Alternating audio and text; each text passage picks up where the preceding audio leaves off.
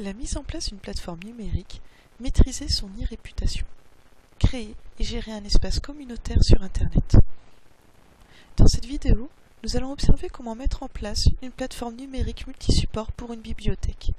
Nous avions déjà abordé ce sujet dans la vidéo précédente, lorsque nous évoquions l'importance de collaborer et communiquer avec nos usagers pour maîtriser correctement son e-réputation. Le but étant de donner un espace à nos usagers où ils peuvent s'exprimer. Pour cela, nous allons voir sur quelle plateforme nous positionner et comment les harmoniser entre elles pour y apporter une cohérence. Les espaces numériques et les publics visés. Avoir recours à différentes interfaces permet d'accroître sa visibilité en tant qu'établissement, mais aussi d'adapter son information en fonction du public visé. Ainsi, le site internet sera très factuel et administratif. Il permet de connaître les renseignements pratiques, de réserver un livre, de se tenir au courant de la vie de la bibliothèque. Il y a donc peu d'interaction entre l'usager et cette dernière. C'est avant tout un site informatif. Il s'adresse à tout le monde, mais plus particulièrement aux étudiants et aux adultes. Les réseaux sociaux. Dans un premier temps, la création d'une page Facebook et Twitter semble évidente. Il s'agit aujourd'hui des deux plus grands réseaux sociaux et il est important d'y être présent. Par la suite, et si cela s'avère utile, l'on pourra s'étendre à d'autres réseaux sociaux comme Tumblr par exemple. Ces plateformes permettent de relayer rapidement et clairement des informations issues du site internet en les condensant. Elles permettent également une plus grande proximité de dialogue avec le public. Toutefois, il faut s'attendre à recevoir autant de messages positifs que négatifs. Et en cas de forte influence, une modération quotidienne devient nécessaire. Bien que largement implantés dans les usages, les réseaux sociaux vont toutefois être plus proches d'un public légèrement plus jeune que celui visé par le site officiel. Nous proposons également la création d'un blog. En plus des réseaux sociaux et du site internet, il peut être intéressant d'opter pour un blog, car celui-ci permet de s'orienter non pas vers l'âge du public, mais plutôt de prendre en compte sa passion qu'il entretient pour la littérature. C'est pourquoi le blog sera plus récréatif.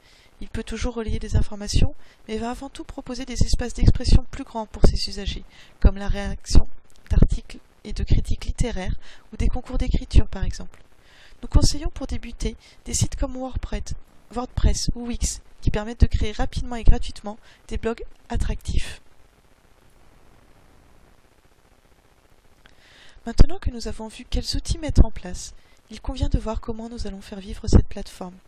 Nous l'avons dit plus haut, générer du trafic et amener les personnes à aller d'un site à l'autre est important. Mais comment faire ?